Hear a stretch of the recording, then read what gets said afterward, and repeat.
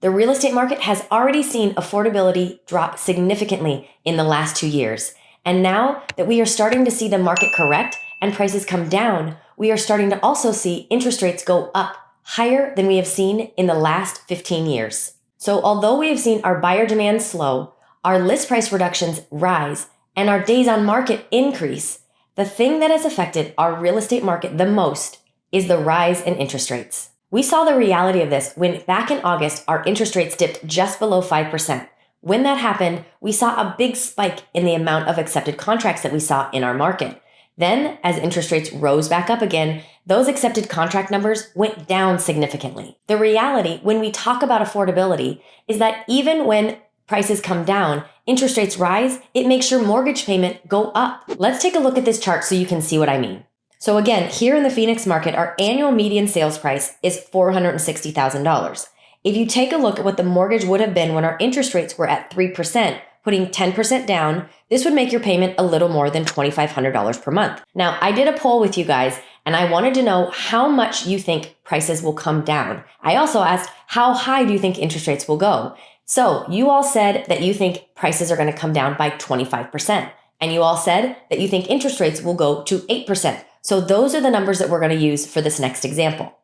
So let's take a look at the same home at $460,000, less the 25%, which would put it at $345,000.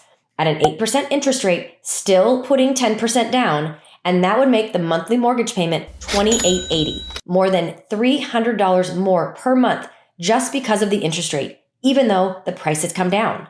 For this reason alone, when I talk to buyers, I tell them, if you can afford the payment with everything that's going on right now, you should still buy in this market. Now, the other caveat that I always talk to them about is that you have to promise me you are planning on staying in this home for 7 to 10 years. I know that sounds like a long time, but I promise you it goes by really fast. So now you are locked into a fixed payment for 30 years. And when the interest rates come down, you have the option to refinance.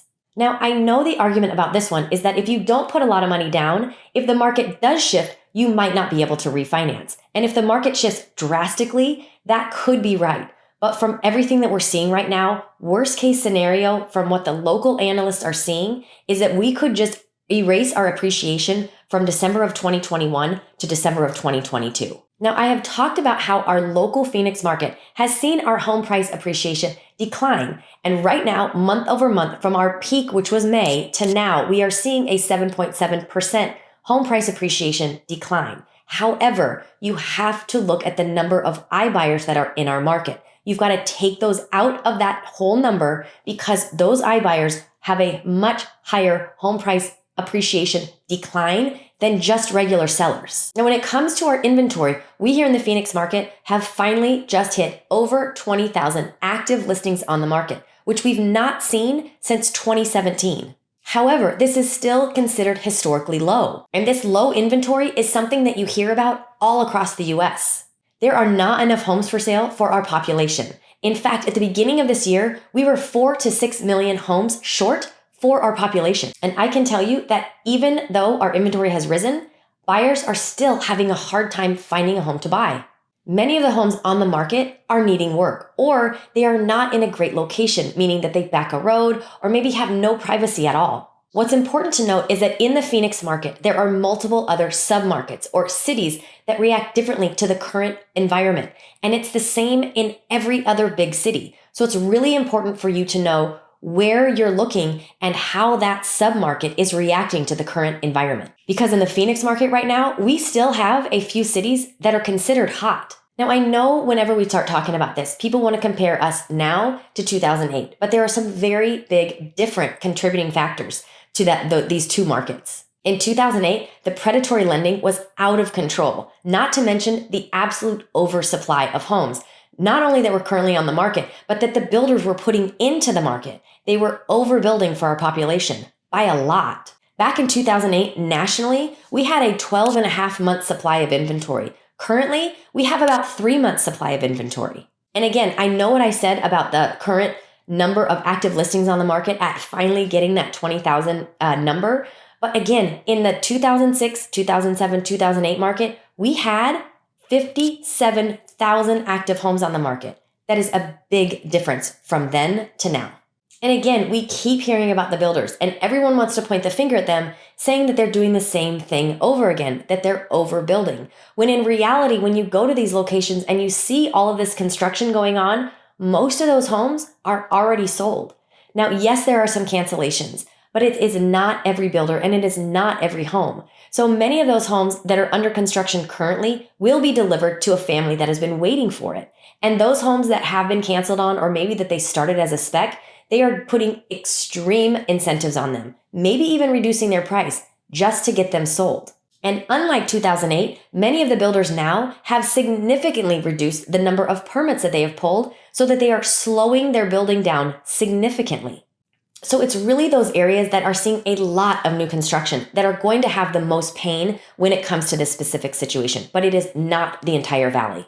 And the real reason behind that is because not everywhere has land for builders to buy so that they can put up a lot of new construction. Places like Scottsdale, there's no land really left for them to buy to build these huge subdivisions any longer. So we just don't have that influx of new construction inventory coming to the market here. So with all of this, how will we see affordability change? Well, what we saw in 2008 was that our inventory increased drastically, which is not happening right now. Or the other thing that could happen is our interest rates could go down drastically, but I don't see them going back to 3%.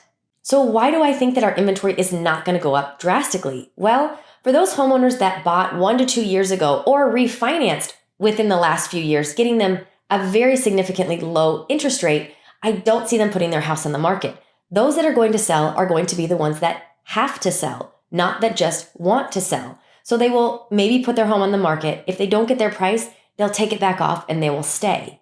And they will do this because they will want to keep their monthly payment, especially as we start entering into these really uncertain times. And as we've already talked about, the home builders are slowing down their building by a lot. So all of this is going to continue to keep our inventory somewhat low. So when the market does change, we are going to be back in that same position we were in, having really low inventory, and our demand is going to pick up, which is what spiked our home prices in the first place. So what I do see happening over the next year, maybe two, and what a lot of the analysts are saying, except for those shouting from the rooftops that the market is crashing, we are all saying that we think that as lower inventory levels stay where they are, we are going to see more of a stagnation in our market, maybe more lateral movement in our market, nothing drastically up, nothing drastically low. Of course, all of this hinges on how our overall economy is going to be doing over the next few months. And the reality is no one really knows what's going to happen. So after hearing that, I know many people would say, well, then why would you tell anyone to buy in this environment? Well, you have to live somewhere. And I would much rather pay myself than pay someone else to live in a home where that rate could just continually go up year after year. I would rather have a solid payment, a fixed payment that I'm paying myself that I know rather than paying someone else. So what do you think? What do you think needs to happen to see our affordability come back in line? I would really love to hear your ideas. And as I have said on my channel before, I am a big advocate for home ownership because I believe that it helps build wealth, and not just for yourself, for your whole family. And again, I know people are going to say, you like it because you get paid when that happens.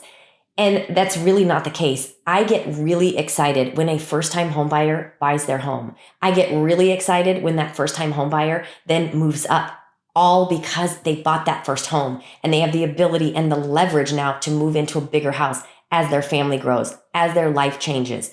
That gets me really excited. But this current affordability problem is a big issue, and I would love to hear your ideas on how to fix it. Now, if you'd like to see more about what iBuyers have done to our market and where you can possibly get a deal, take a look at this video right here. If I can answer any questions at all, please feel free to reach out. As always, I thank you for watching, and I'll see you next time.